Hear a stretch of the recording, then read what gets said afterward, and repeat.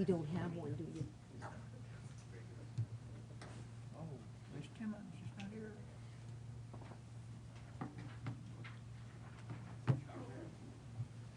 here. I'd like to call the Maumelle City Council meeting to order. The first order of business is invocation and pledge of allegiance, and I'm going to lead us in that tonight. Our most gracious Heavenly Father, we're thankful for this day, Lord, and we're thankful for this community in which we serve, Lord. We'd ask you to bless our citizens, Lord, and keep them safe, Lord, and help them to prosper, Lord. We'd ask you to be with our citizens that are suffering from a disease, Lord, called loneliness. We'd ask that you touch them as only you can, and that you touch our hearts, Lord, so that we reach out to those around us that might be in that situation, Lord, and be an inspiration to them and comfort them in this time, Lord. We'd ask you to be with those that have been affected by the winds down in Stuttgart, and there's been some damage to some homes. Luckily, there was no injuries or fatalities or no serious injuries anyway, Lord, and we'd ask you to be with that city as it recovers and comes back from this storm that they had last night, Lord. We'd also ask you to be with the residents that have been evicted or evacuated from their homes in the big island of Hawaii, Lord, because of the volcano, and they're dealing with the unknown situation of whether their houses are going to be there when they go back to those. But we'd ask you to bless them and comfort them. We ask you to be with our first responders that meet needs like this, Lord, in our city and other cities around the country, Lord, and ask you to bless them and keep them safe as they do their jobs. We'd also ask you to be with our military personnel as they're serving overseas and here in our country, Lord, and protecting our liberties. We'd ask you to bless them and their families for their service, Lord. In Jesus' name we pray. Amen. Amen. Pledge allegiance to the flag of the United States of America and to the republic for which it stands, one nation, under God, indivisible, with liberty and justice for all.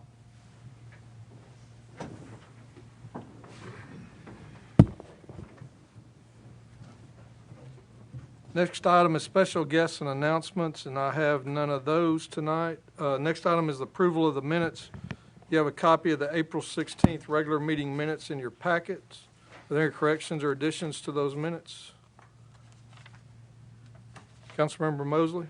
Yeah, I'm not going to propose a correction here because basically it's accurate. But under the resolution amending the street name, it says down there at the very bottom that the motion passed 4-2 with the mayor casting the fifth vote. If I understand it right, the two absent aldermen were actually counted as no votes. So really, there was a tie, a 4-4 tie, and the mayor broke the tie. Would that be correct? Well, they're counted as absent. They're not counted as no votes. They're just not counted as yes votes. Oh, I thought they technically were counted as a no vote. Well, they write absent down. It's what's written in the record. Okay. So, and it's my understanding, and Mr. City Attorney can correct me if I'm wrong, but, it takes 5 yes votes to pass something. And so that's typically what we count are the yes votes. So, Okay. Yeah. Any difference? I know that in the abstention portion of the city code, it says that an abstention specifically counts as a no vote. I don't know if it says that for the absentee, but in municipal, for municipal purposes, we only count the yes votes anyways, which is why I think you're saying it's accurate, but maybe could be better worded. I'm not sure if there's an ordinance that says that absentees count as no's, but they certainly don't count as yeses, and they don't reduce the amount necessary to pass. Okay. So in some organizations, if the quorum is 4, then it would just be the majority of whoever's there, which would be 2 plus 1. We, of course, don't do that. Okay. Well, thanks for the clarification. I'll go with that then. Thanks. okay. Motion to approve. Second. We have a motion and a second to approve the minutes as submitted. Is there any discussion on that motion? If not, all those in favor, please signify by saying yes. Yes. Any opposed, say no. Motion passes. Next item is public comment, and I don't have any public comment cards tonight on items that are on the agenda or not on the agenda. Next item is financial statement review, and that will be done at the second meeting of the month. Next item is department reports, and we have two of our department heads here tonight to give reports to the city council. First, we will hear from the Public Works Department, Mr. Mike Hogan.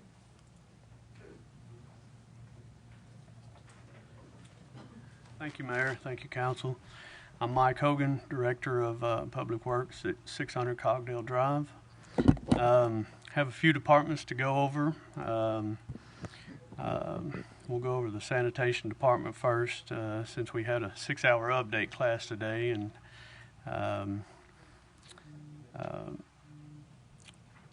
this is a solid waste class that everybody that runs a transfer station has to be updated each year. We just finished up the spring cleanup about a week ago, and for the most part, I think everything went okay. We picked up what the scrappers didn't get. If you miss this spring cleanup, the fall cleanup will be coming October the 18th, or excuse me, the 8th through the 19th. We were waiting on our new refuge trucks. One of them is from the 2017 budget, and hopefully we'll get it sometimes around June.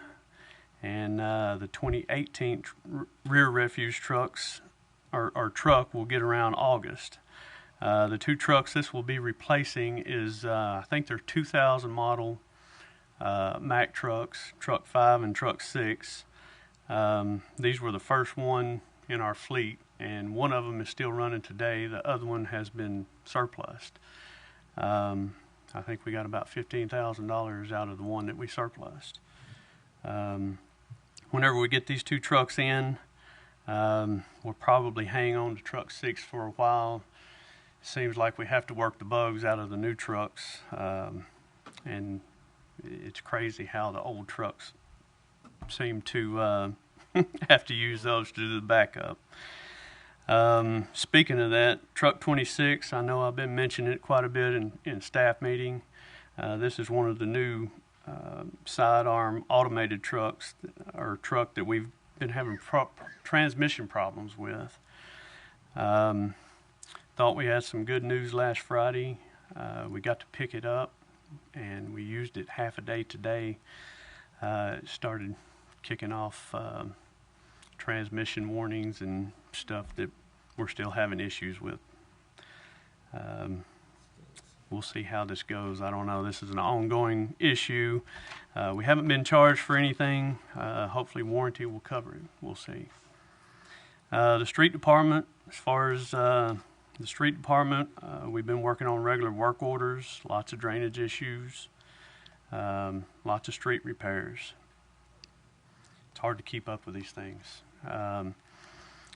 It seems like we work on drainage issues for a while and move along to asphalt. We try to stay on one task or another for a month or so if we can, and try to knock out as many as possible. Also, the 2017 street overlays have been completed by Redstone Construction, and we'll be starting on the 2018 street overlays. We haven't got the streets yet for that.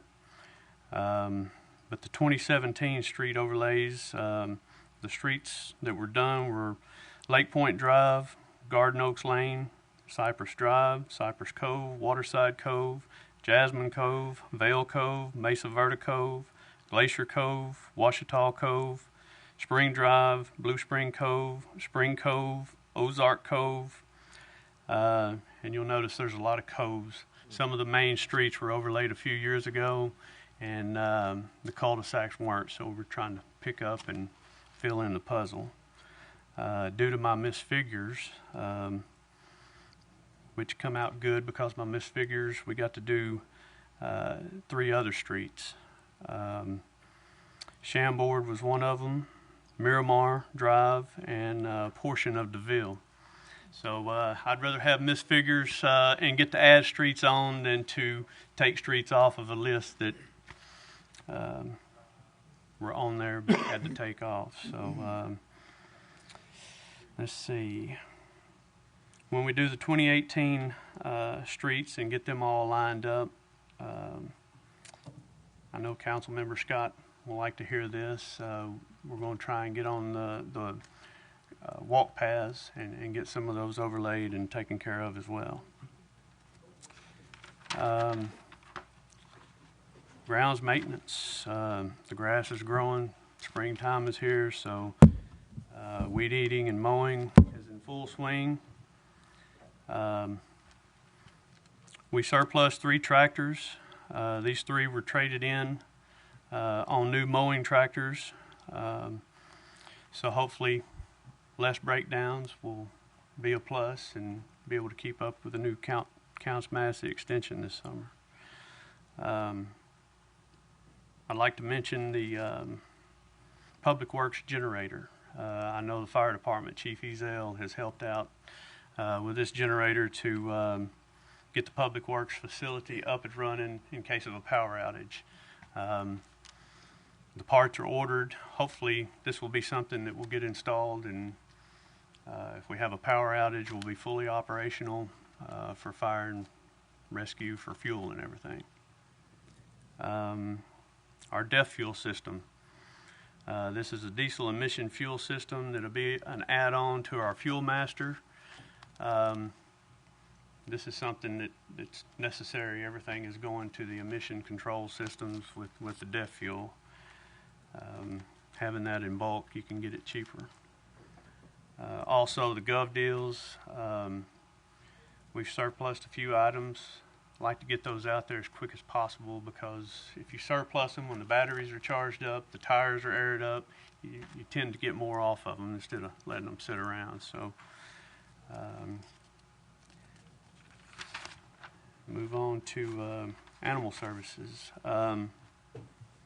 Animal Services has had a new addition added on to their cattery. It's an outside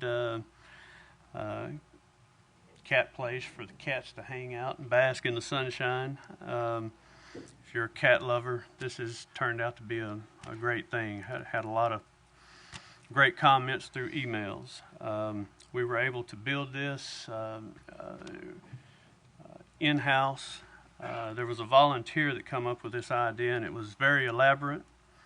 We had to tone it down a little bit. The way that it was drawn up and built, she did a really good job, thanks to the Maumelle Friends of the Animals and her hard work on that.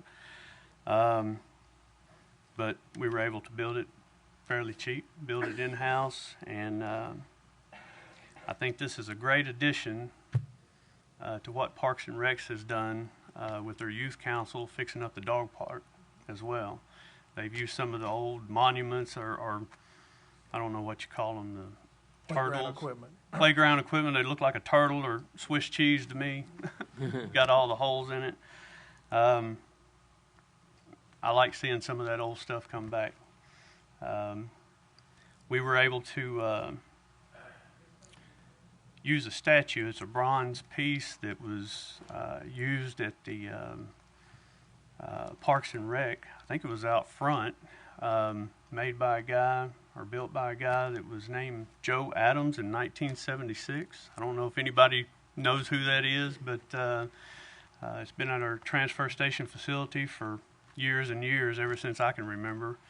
And we put it out on Public Works, kind of between the animal shelter and Public Works, underneath the Public Works sign. And I know we're back by the sewer ponds and kind of off the beaten path, but we utilized it and put it on display out there.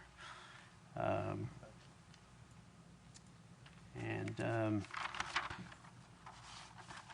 think that's about all I have. Just business as usual, and I know sometimes y'all want to know what our struggles and issues are. I think our struggles, keeping equipment running, keeping the trucks on the road, picking up sanitation, and keeping equipment running. That's our main focus and our main struggles, it seems like. So if you have any questions.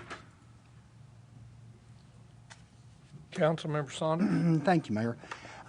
Just a curious question. Who does the grading for the streets, for maintenance on the streets? The grading far as... Yeah, determines what streets are going to be worked on and... That would be me and Jason, and it's done on a point system. I know I get a lot of calls from residents stating that we only do the upper class neighborhoods. It's just simply not true. We do the street survey about every 2 years. You know, you can take the first 10 or 15 streets off there, cull those out the first year, and use it again for the second year for the next ones.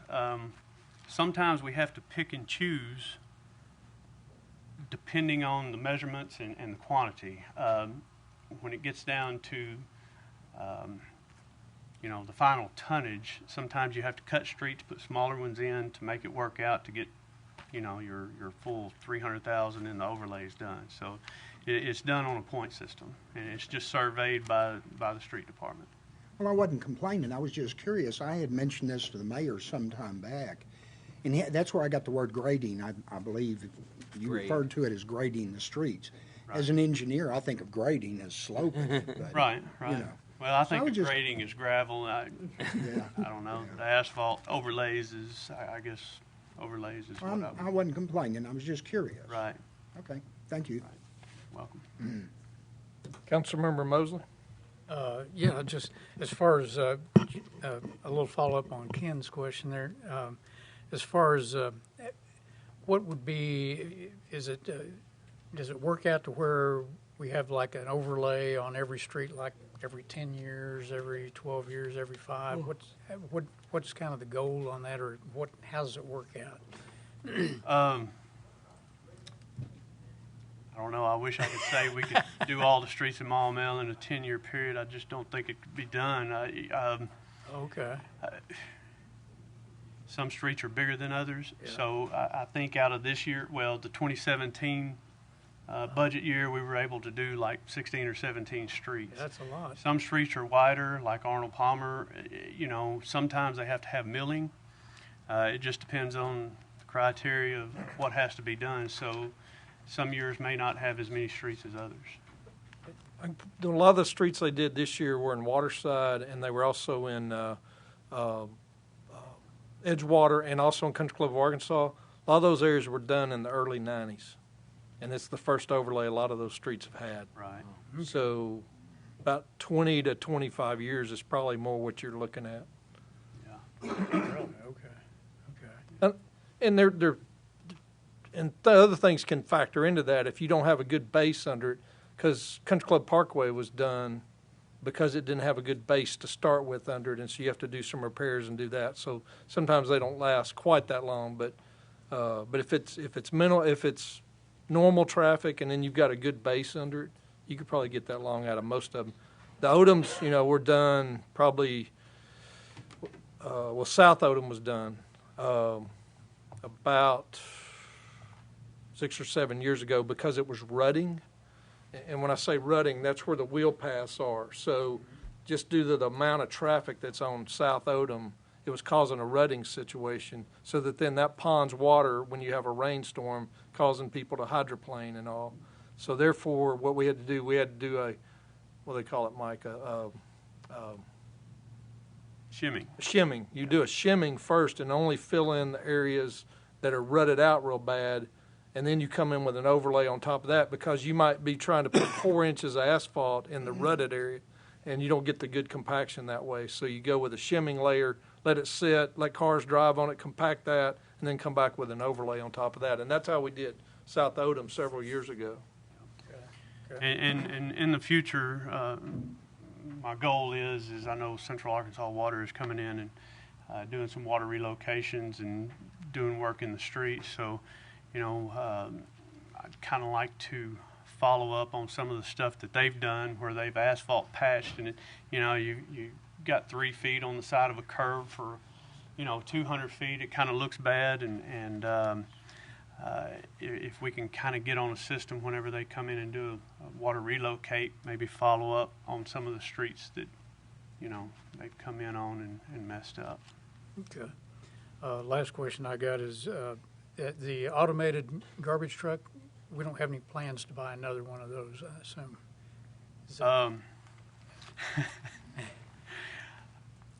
I don't know. I do know. I've heard it's high maintenance, so. They're very high maintenance, and the unfortunate situation is we're getting high tech and everything. The worst thing you can put on equipment and trucks is computers, because vibration, dust, and moisture is the worst thing for a computer. Everything is computerized. They have sensors on them. Those three items, it's always going to be a problem. I do know that we've had some issues. I think was it truck 21 or 22 that was out for so long that we finally got going. 21. I know there's been a substantial amount of money spent on that one. And of course, truck 26, it's been transmission issues. Haven't been charged for anything. Hopefully warranty will cover it. They are troublesome. Okay. All right. I don't know whether we'll be asking for one or not.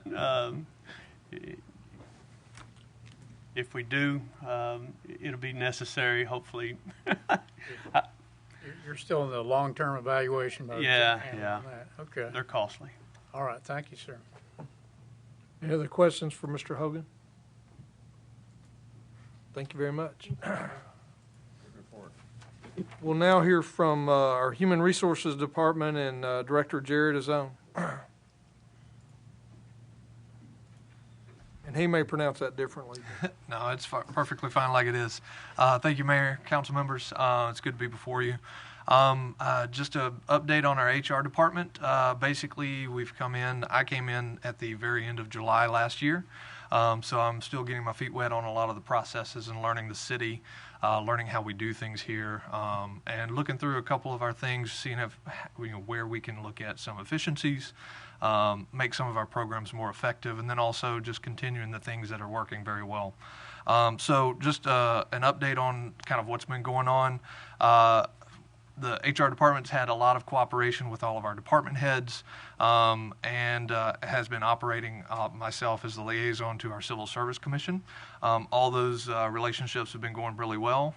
Been talking to each of the department heads and working through any issues and seeing what problems and or good things that are going on to see where the HR department can kind of step in and help with either improving and making things better, or even helping with some of the things where the departments may not know some of the HR side of things, just helping to educate and helping to facilitate. So a couple key events that I've had the pleasure to be a part of so far. We had our annual police and fire entry-level testing last October. I do know that when I first came on board, we had one special testing for our police department. That was in August, and of course we had our 3 new police officers that came from that testing cycle. So that one came out well. The annual testing for both police and fire is still a live and active list, and we have had no additions off of those lists so far. But that's going well. The testing cycle went well. We had the highest number of applicants and highest number of testers for those 2 departments that we've ever had, through some creative marketing and things through the city clerk's office, as well as our mayor's assistant, going through our website and going through Indeed and kind of posting those things out there for a little bit more mass publication. So we had a lot more applicants come into our police and fire testing through that. So that was a really good key indicator on there as to how we can get more applicants in and get more people tested through those processes. Had the pleasure also of going through open enrollment for the first time, helping all of our employees sign up for all of their benefits, all of our health benefits, dental, vision, life, all those kind of good things. We did that this year in conjunction with the employee appreciation lunch that we were able to kind of work with a couple of our vendors and our providers. Bank of the Ozarks came in and provided the lunch for that, so I want to thank them for kind of helping with that. It was a great lunch that happened. We gave out all of our 5-year annual awards for all of our employees who have those long tenures. So it was well attended, well received. So just big kudos to all those who have been around with the city for those long periods of time. So during the open enrollment cycle, we were able to successfully get a little bit better pricing on our life and long-term disability policies. The price points were going to be changing with our current provider, so we looked to our broker and actually got them to kind of switch over and look at another vendor. We were able to successfully implement that and cut down some of our costs for our life and long-term for all of our employees. Good benefit that we provide to each and every one of our employees that's full-time and benefited on our staff. Got through end-of-year processing. We closed out all of the end-of-year processes that we have to do from HR, working with finance, kind of working through some of those end-of-year processes to close the books and close the year 2017 and open up and roll over into 2018. So that went well, and we rolled over, of course, all of our leave accruals.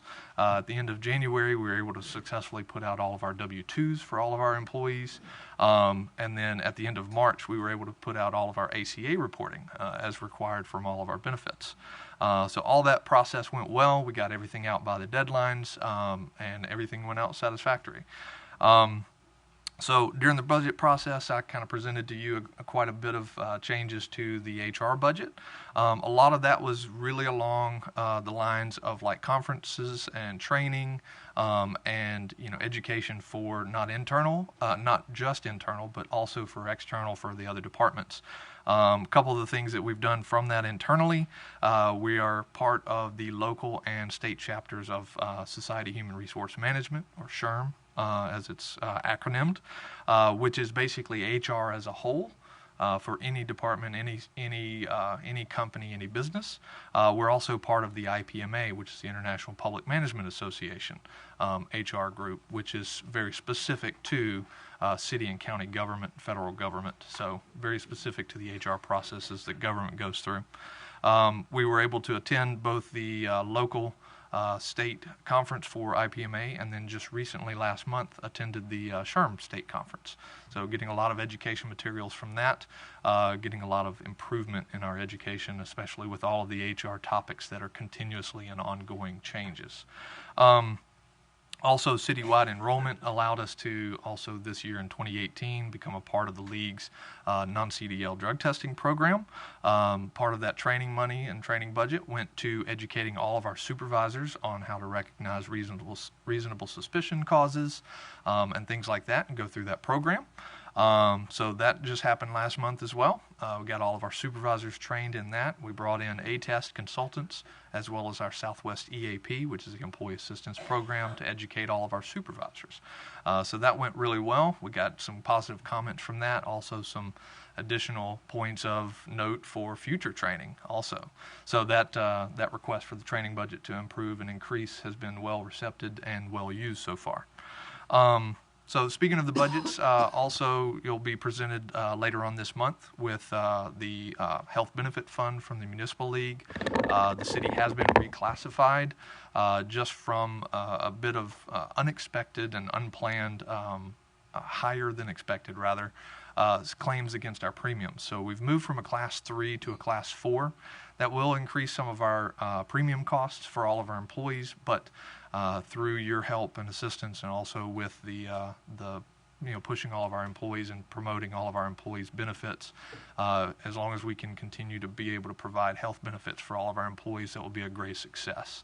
So you will be seeing a little bit of increase from that, but that'll be located or relayed to you later on this month. I believe Mayor, you mentioned that would come in the second meeting this month. So you should be seeing that from there. But due to that reclassification, that's just part of the ongoing. It's a self-insured program, so they have to fund balance as part of that, and so that's why the reclassification comes across.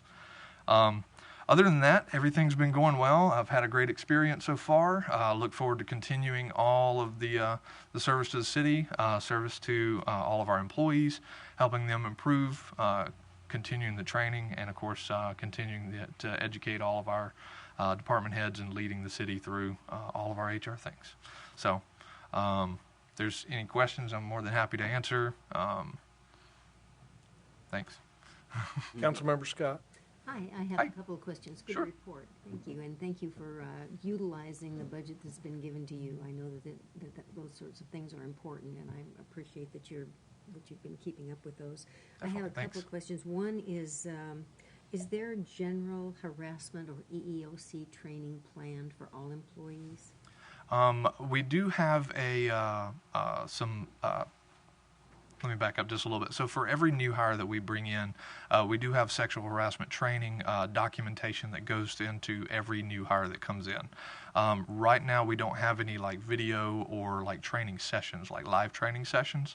It is something that I've looked at as part of the continuing HR education from there. But as far as reaching the need right now, we do have that continued harassment documentation that goes into every new hire, and it's fairly extensive, and it goes through all of the types of harassment, including sexual harassment that goes beyond how to recognize, how to discuss, and who to bring those topics to.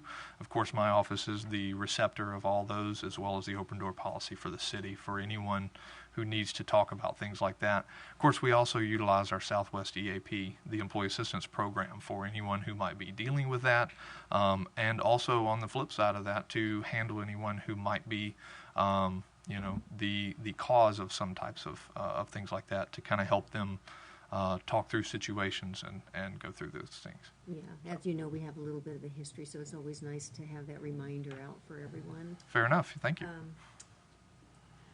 Financially, we've talked at a couple of budget sessions about funding retirements. Mhm. And I'm wondering if, by the time we prepare the budget, if you would be ready to speak to your thoughts on how much we have to keep in reserves for that kind of funding. You'll have plenty of opportunity, of course, to look at histories, longevities, when these amounts will be due, and so forth. Okay. So that'll be something that at least I'll bring up at budget time. Okay. Sounds good. Give you a heads up. Definitely. All right. Thank you. Councilmember Mosley? I think you kind of covered it there. I was actually going to ask about EEOC matters, and apparently we made some mistakes in the past on how some things were handled and that sort of thing, and whatever you can do to correct whatever we were doing wrong would be appreciated. So, Sure. and that's all I've got. Thank Okay. you. Thank you. Anyone else have anything for Mr. Azone? If not, thank you very much. Thanks for your time. Moving on to we have to do a procedural motion. We need a motion from the floor to read all resolutions and ordinances by title only. He moved. You did? Move midstream. All right. He's a quick mover. We have a motion and a second to read all resolutions and ordinances by title only tonight. Is there a discussion on that motion? If not, all those in favor, please signify by saying yes. Yes. Any opposed, say no. Motion passes. Now we move on to unfinished business. We have the third reading of ordinance number 951, amending the Maumelle City Code. Madam City Clerk, if you read that by title only. An ordinance of the City Council of the City of Maumelle, County of Pulaski, State of Arkansas, an ordinance to be entitled Ordinance Number 951, an ordinance adopting and enacting supplemental provisions of the City of Maumelle Code for the City of Maumelle, Arkansas, providing for the manner of amending such code, and providing when such code and the ordinance shall become effective. Councilmember Anderson. Mayor, I move that we accept ordinance 951. We have a motion and a second to approve ordinance number 951. Is there any discussion on that motion? If not, Madam City Clerk, roll call vote. Councilmember Mosley, Yes. Councilmember Saunders, Yes. Councilmember Scott, Yes. Councilmember Anderson, Yes. Councilmember Williams, Councilmember Timmons, Councilmember Holt, Yes. Councilmember Vapurzian. It was monkey in the middle. It's random. Sorry. Motion passes. The next item is the third reading ordinance number 952, amending the master land use plan. Ms. Timmons, if you read that by title only. Be it enacted by the City Council of the City of Maumelle, County of Pulaski, State of Arkansas, an ordinance to be entitled Ordinance Number 952, an ordinance amending the Maumelle Land Use Plan and map and for other purposes. Councilmember Anderson. Thank you, Mayor. I move that we accept ordinance 952. Okay, we have a motion and a second to approve ordinance number 952. Is there a discussion on that motion? Councilmember Scott? Yes, sir. So many of the ordinances that we look at and vote on here in the council are kind of no-brainers, like the codification of the ordinances that we just went through. That doesn't require a lot of discussion. But sometimes when something is a little more controversial or has strong feelings on one side or another, I think that it's important that we maybe explain to residents why we're voting the way we are, and I would like to do that, just why I'm going to vote yes on this particular ordinance. As I mentioned last meeting, our strategic plan indicated that the housing needs of Generation Xers and retirees are changing, that not everyone wants to be a homeowner with yards and responsibilities and mortgages and those kinds of things. And so apartment living is going to become more and more important. So if Maumelle is going to provide housing for all demographics, we need to look at multifamily dwellings of various sorts, such as the condominiums up on South Odom and the villas at Lake Point, which are really quite nice. We can't stay the way we are. The city has to grow. We don't have sustainable revenue enough to continue supporting cost of living, the services that the people expect. So we need other revenue sources. And an increased population will help to bring those revenue sources here. 77% of our workforce, as we know, live elsewhere. So this provides an opportunity for some people who aren't on the highest end of the wage scales to find affordable housing closer to where they live, and so there would be less commuting into town potentially for those workforces. Traffic control is always an issue. The building timing is actually working out pretty well. The villas, if this passes, will take about 10, 11 months. By the time this 30 days is over, it'll probably take another 10 months. So that'll put the building completion toward close to summer recess next year. So, and then summer, of course, the traffic on the boulevard isn't as bad as it is during the school year. So we'll have that little hiatus as well. And then by the end of that year, hopefully, we'll have our third entrance. And some of that traffic from other parts of town is going to begin funneling off of that. So I think the timing is as good as it's going to get for that kind of building.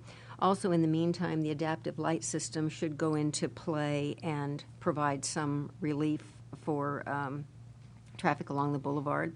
And has been stated, statistics indicate that apartments put fewer cars on the road than single-family housing. So even though this is going to be, 65 units, 56 units. It probably will put fewer houses or fewer cars on the boulevard than 56 single-family homes. The only way to stop increasing traffic on the boulevard is to deny all building in town. And that's just not practical. It's not feasible. Our city has to grow. And the plan was for us to have a population of 25,000 when this city was planned. So I'm expecting that ultimately we will have that population, and that's only going to occur through growth. And I have no intention of stopping building permits on all potential dwellings here in the city. Also, if we were to deny this permit, these are business people. These are smart people. They're good builders. They could move half a mile down the road, build an extension to the villas in North Little Rock. So once again, we would have the traffic on the boulevard and we would have no revenue. North Little Rock would again be the recipient of revenue that could have been Maumelle's. I'm thinking of Walmart. And if we are going to have apartments, as I said before, this is the kind we want. High-end, spa-like, very, very nice apartments. And while in the perfect world, maybe there wouldn't be such a thing. In this case, I think this is the right thing to do for our city, and the timing is right on it, and I'm going to vote yes for this. Thank you very much. Councilmember Mosley? Yeah, I appreciate you sending me those studies. I read them this morning, and I don't really think they apply to the situation there. I think they're more applicable to downtown urban type settings where there's maybe quite a bit of the high density housing where you have mass transit and that sort of thing. It just I remain unconvinced that, and it also one thing it does, you may have one apartment dweller that drives less than a single family resident, but it also did not, from what I could tell, did not take into account that you may have 50 apartment dwellers within the land area that, say, 15 single family homeowners would be. So I still looks to me like it's a debatable thing going down the road, and I'd like to study it more over time. But I remain unconvinced, and I campaigned that I would never vote for apartment or high density housing zoning changes, and so I'm still a no vote. And I think most residents agree with me that, especially in a high traffic area, it's just doesn't make a lot of sense. So I'll be voting no. Thank you. Okay. Thank you. Are there any other comments? If not, Ms. Timmons, roll call vote. Councilmember Holt. Yes. Councilmember Vapurzian. Yes. Councilmember Timmons. Yes. Councilmember Williams. Councilmember Anderson. Yes. Councilmember Scott. Yes. Councilmember Saunders. Yes. Councilmember Mosley. No. The ordinance passes 7-1.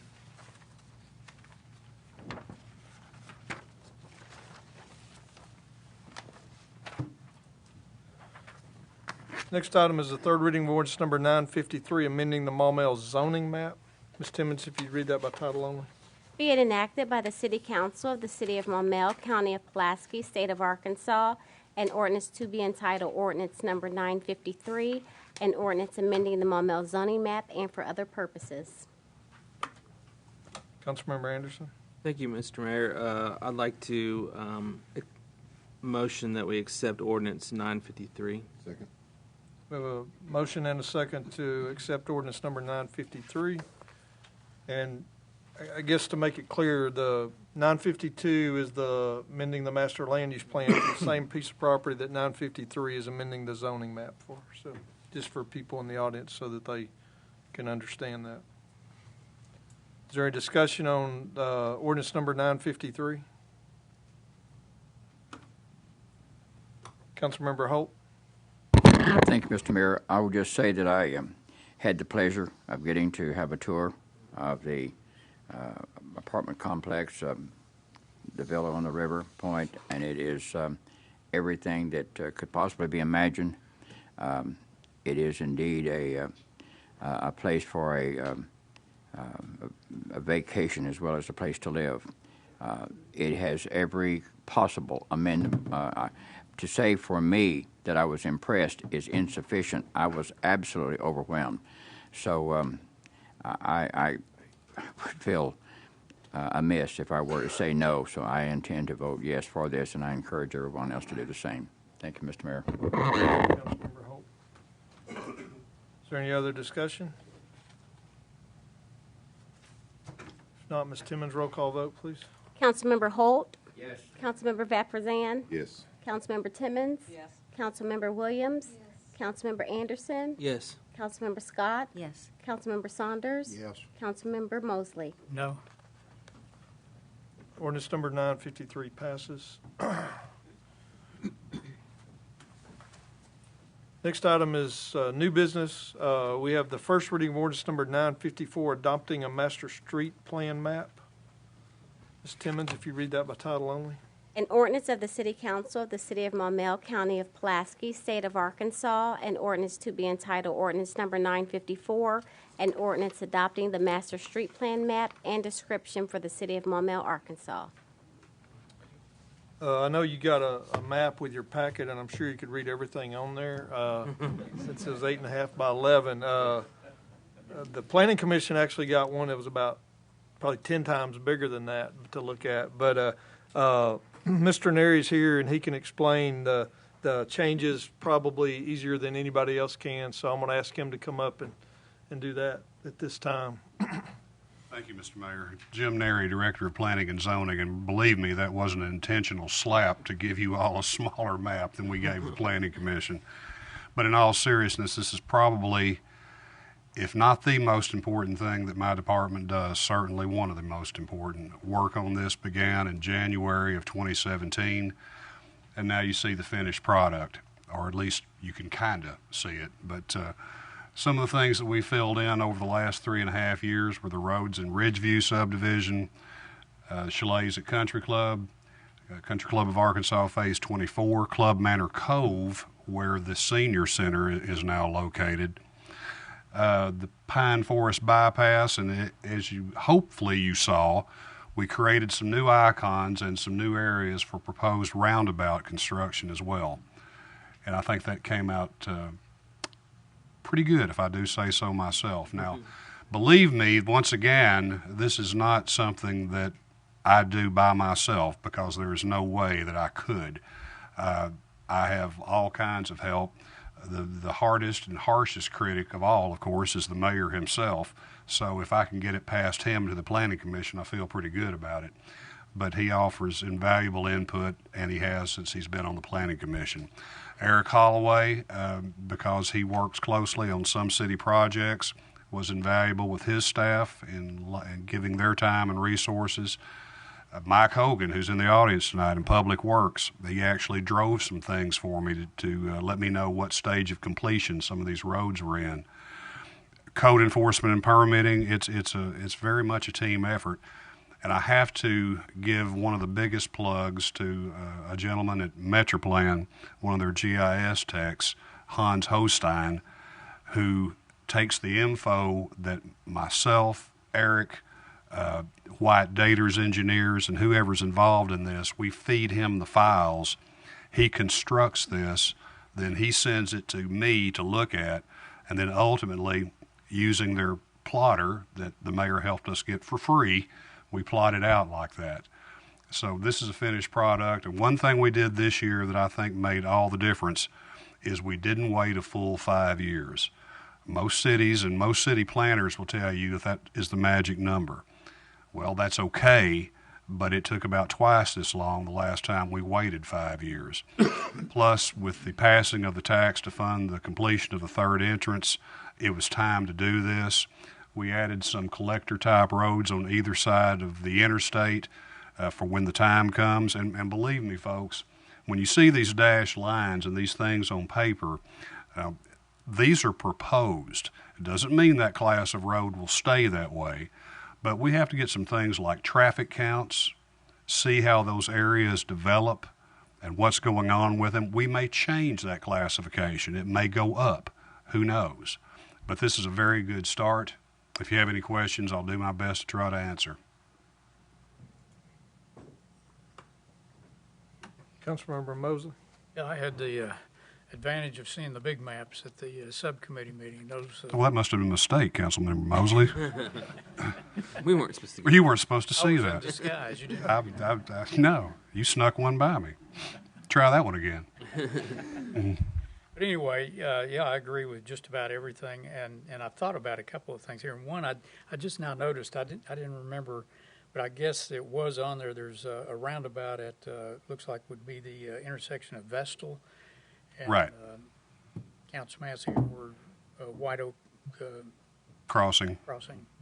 Yeah, that was actually that was proposed by Mr. Holloway, and I agreed with him.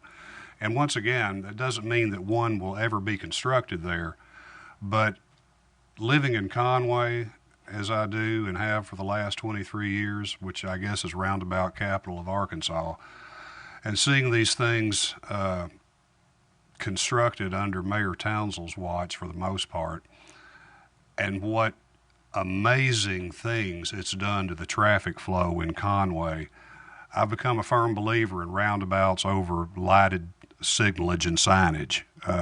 I don't think there's any comparison. Once you get used to them, you have to get used to them and drive defensively, and always look and see what the other person's going to do. But I think we could do with some of that. And the proposal that I think is being studied now there at South Oldham Club Manor, what a place for one. Yeah. Fantastic. Yeah. I don't disagree at all with the one there at Vestal. I have a feeling that'll come in handy during rush hour. I think you're probably right. Now, the one that we've got on there for Crystal Hill and Counts Massey, is that part of the bond money? Is that going to be built with the bond money? Yes.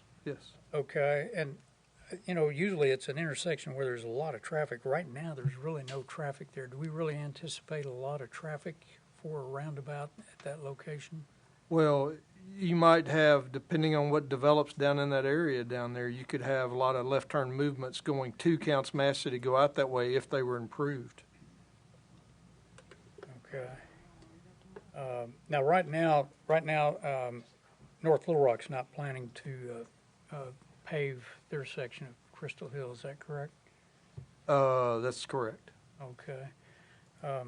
But what I'm saying is you'd come down Crystal Hill and turn left onto Counts Massey, Right. and not even go into the North Little Rock section of Crystal Hill. Yeah, I don't really understand. I guess I'm really not too sure what's going to draw a lot of people down there unless we end up with an entertainment district or something like that. So, Stand by.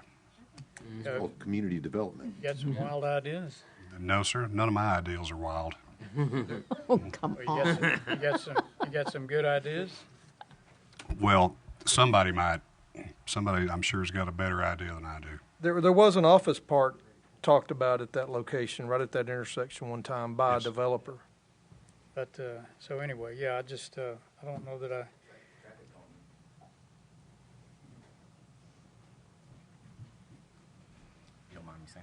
Eric Holloway, 200. Hopefully not going to be too much longer at 3100 Mossy Creek in Little Rock. I would suggest that that roundabout can help a lot with the speeders, on that road. It's a long stretch. Just about everybody that lives down there complains about how fast traffic is. So beyond just the efficiency of traffic, it's a traffic calming device as well. It maybe needs a couple more of those because it's a long stretch where you have a lot of traffic at times without very much impediment. So And I'm going to back something Mr. Holloway just said.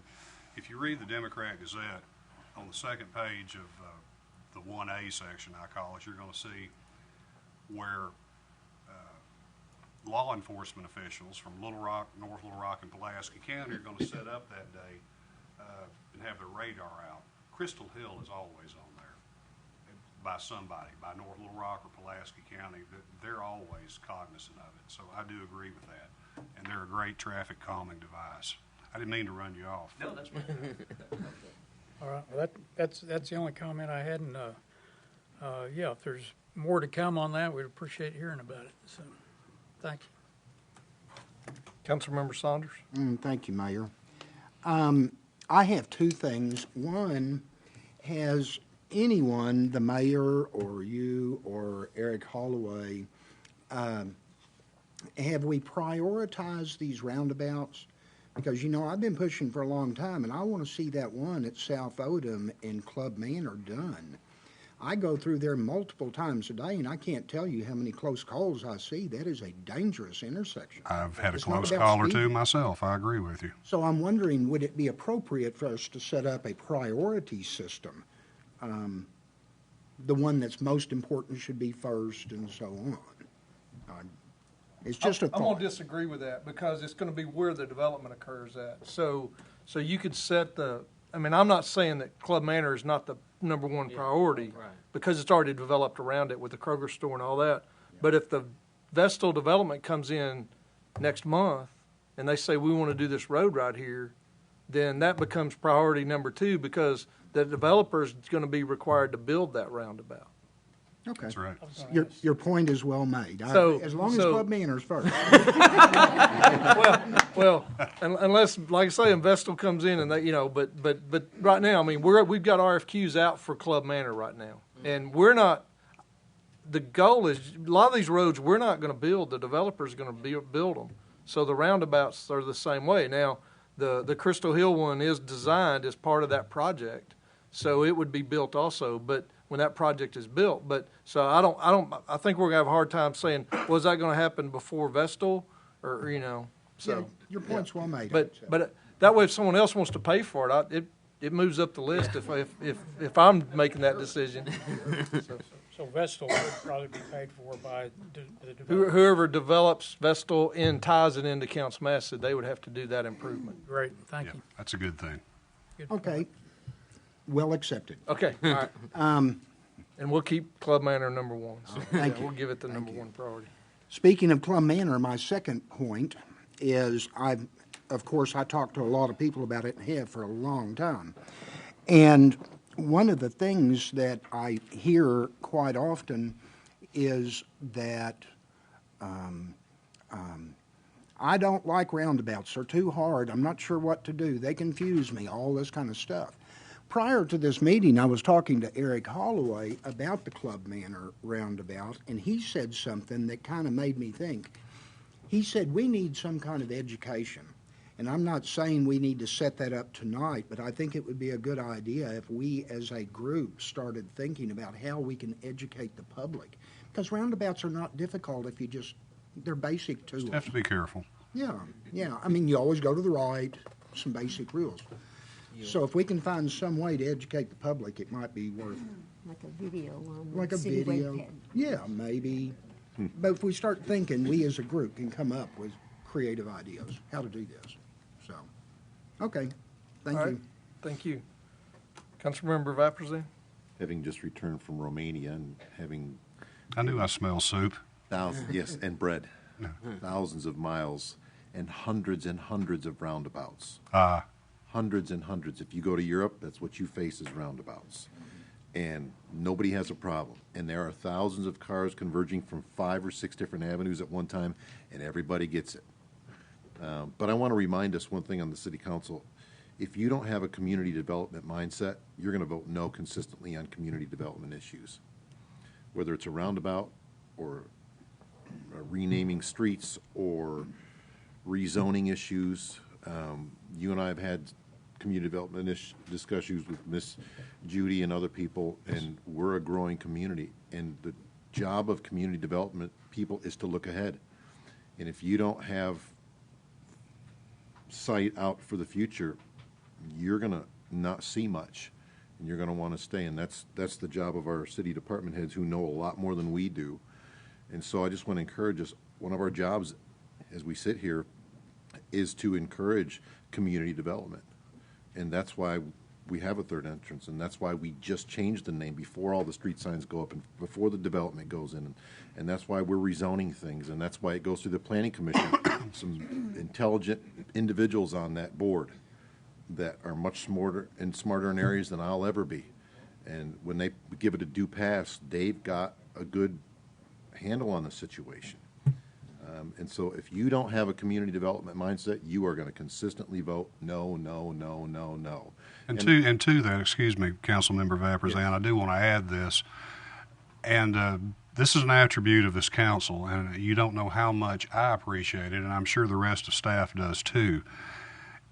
It's very helpful when you all call me, come to my office, I meet you in the field, and we go somewhere. I've done that with almost every one of you, all of those things. It's a help to staff, and I think it's a help to you when the time comes for you guys to either vote yes or no on something. That's what we need to do more of, and I appreciate that very much. And I don't get a chance to tell you. Walked in your office and said, "What's going on?" That's it. Dozens. And I think that's important for us to know ahead of time what's going on, to see the future and to say, hey, this is growth. And if we don't, somebody else will gain from it. Mm-hmm. And if it's not us, it's going to be somebody else. So thank you for that. Appreciate that very much. My pleasure. All right. Any other comments on ordinance number 954? Thank you, Mr. Nair. Thank you, Mr. Mayor. That'll be on second reading at the next meeting. Next item is mayor's comments. Just to remind everybody, you should be aware that we have a Memorial Day event every Memorial Day, which in this case is May the 28th, 2018 at 10 o'clock in the morning at the Veterans Memorial in Lake Willisteen, and that's to honor our servicemen and women that have paid the ultimate sacrifice. And so we'd love to have everybody out on that day. Come rain or shine, we will be there at the event, and just bring an umbrella if it's raining. So, but no, it's a great event, and the Field of Flags will be there. They should be there on Friday before the event that honor the servicemen and women that have Arkansas ties and have died since 9/11. So it'll be there, and it'll be lit at night. Something like 142 flags will be out there. And then I didn't have it on here, but I just want to mention, I want to thank everybody that came out for the ribbon cutting on White Oak Crossing on Friday. We had most of the council members there, and I had a large contingent from the just the citizens at large, and then several department heads were there and all. So I really appreciate that, and everybody coming out to support that. And it was a good event, and we actually got some pretty good coverage on some news stations too. So it was a good event, and then it was filmed live on Facebook, and I guess a bunch of people must have seen it, because at church on Sunday they're going, "Hey, you opened up a bridge. Where's that bridge at?" So it's like I was trying to describe it, and they're like, y'all need a bridge that big? It's like, yeah, when it rains hard, we do. So that was kind of interesting, because they didn't realize Maumelle would need a bridge that big. So interesting coverage on that, just because we were on that bridge and everything. But that is important to the future of Maumelle, because it is our future growth area, economic development-wise and community development-wise.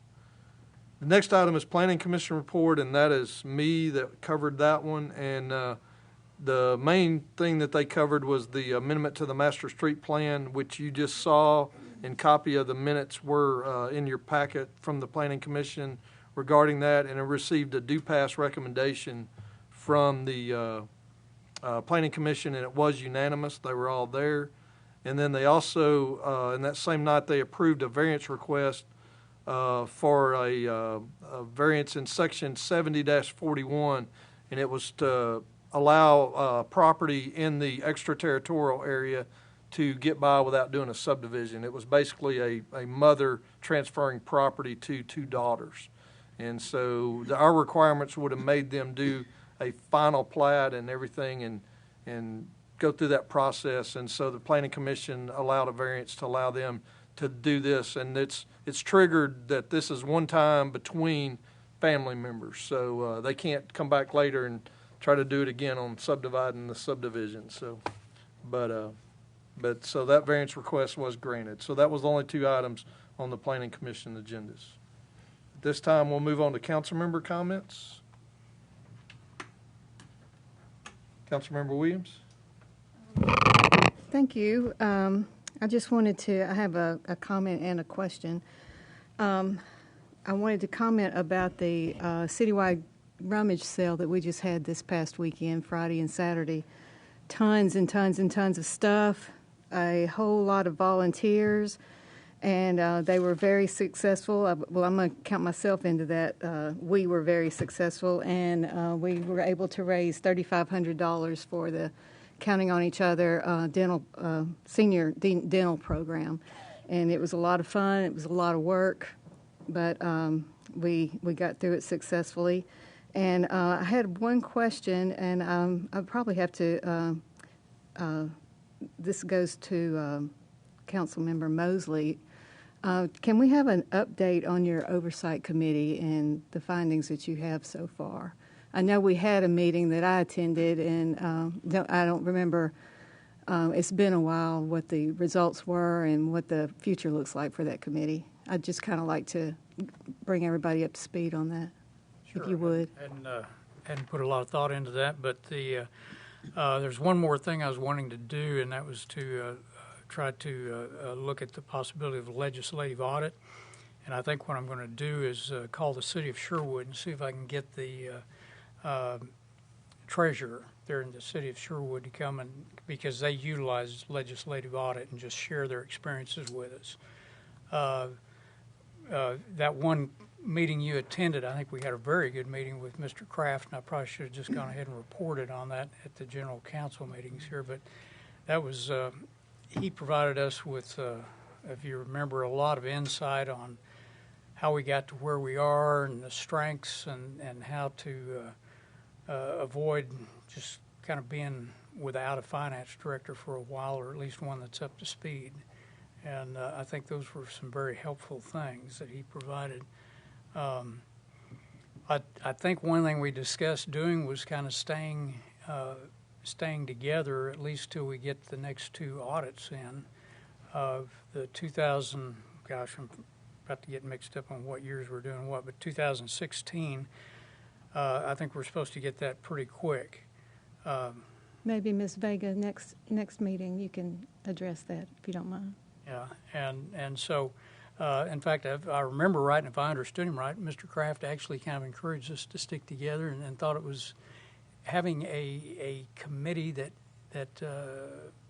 interacted on the audit with the auditors and kind of served as a way for the auditors to communicate to the council, I think was something he kind of was advocating for, if I remember correctly. And if you guys saw it differently, let me know. But I did feel that he left us with a feeling that we were a healthy community and a healthy city as far as where we are financially, that we are healthy. And there was no, he adamantly said, correct me if I'm wrong, that there was no untoward, nefarious deeds taking place. Yeah. Right. Yeah. It was more of stuff that, as I understood it, from her letter, there was the city attorney likes to use the word allegations, but I didn't think of them as allegations.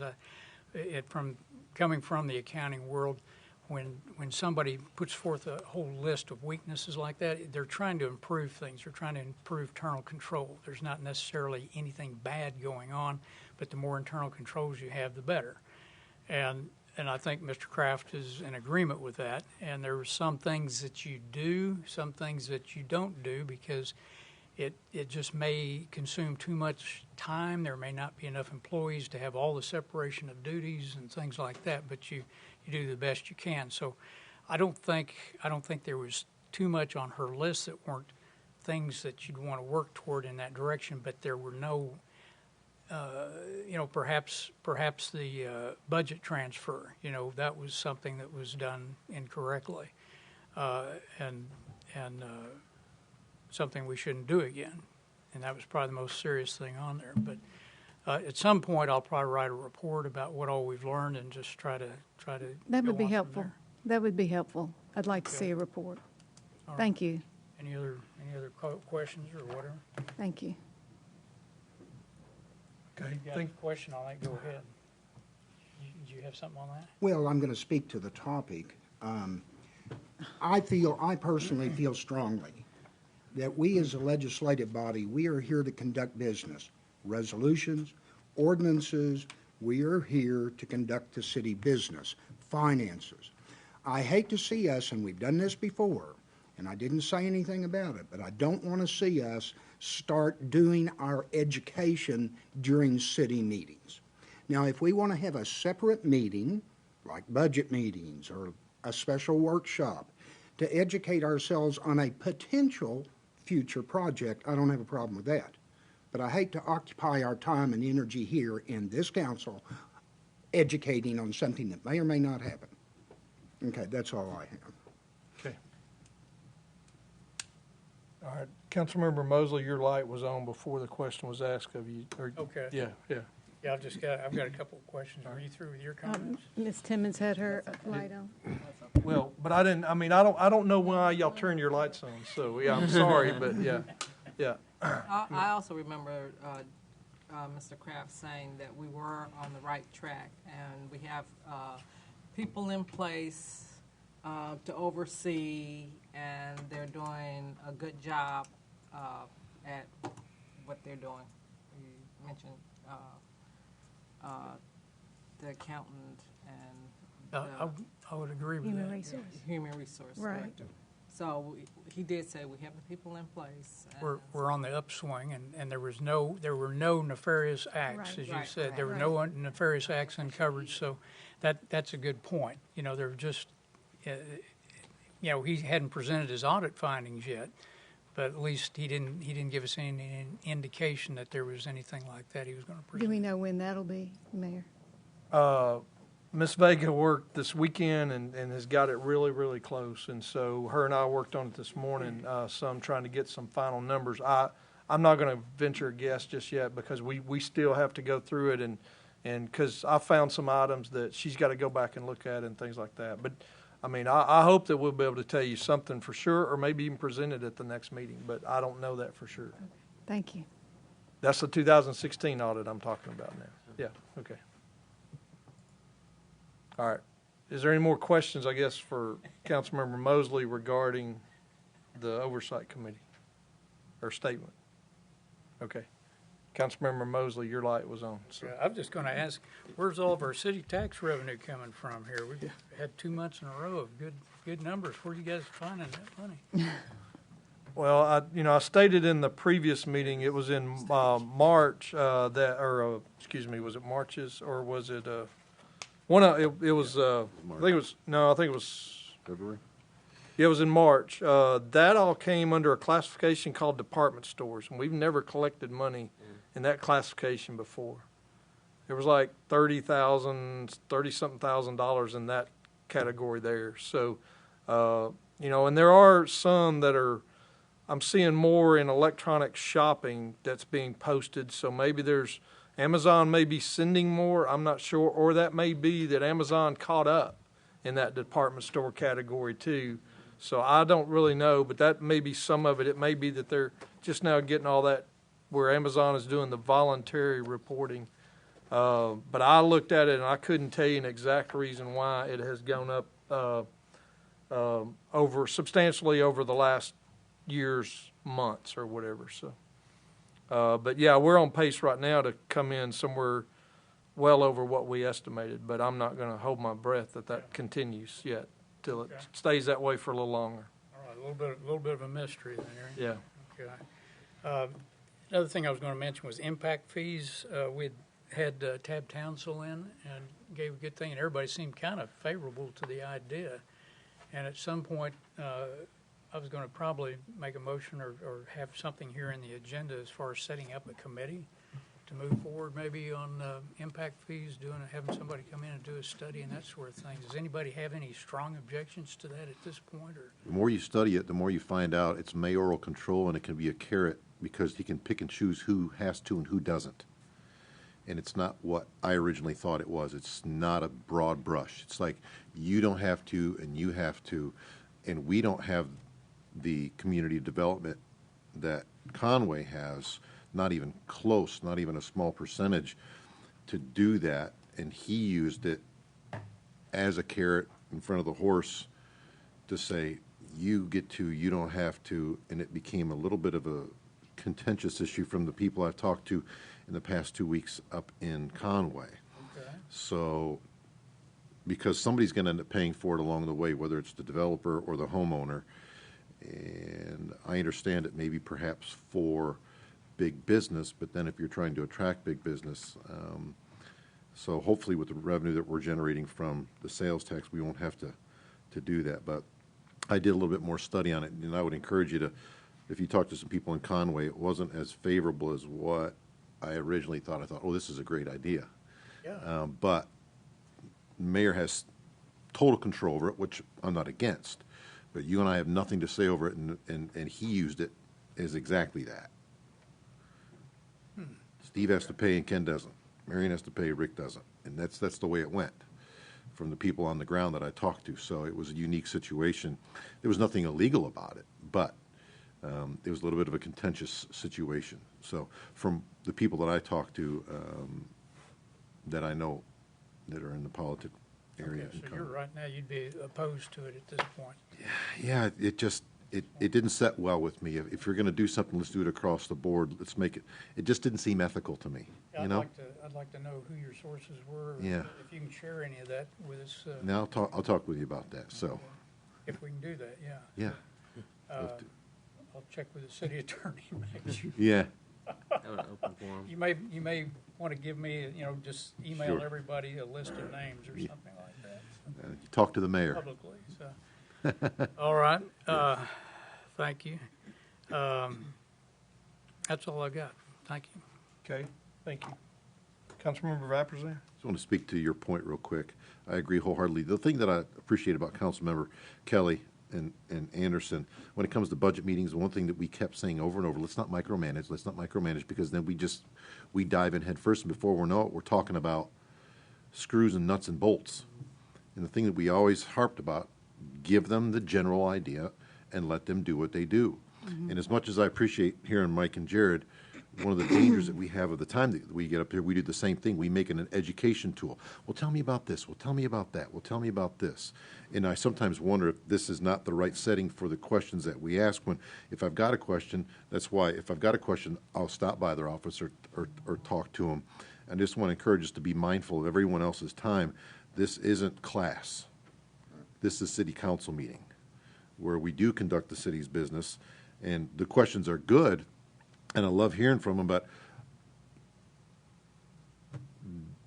I'm not as concerned with transmission fluid and tire pressure as I am truck. I'm just being honest with you. There's a lot of things I'm concerned about personally that may not be one of them, but the reports are very, very well thought out. But and don't laugh at me or throw anything, Miss Marion.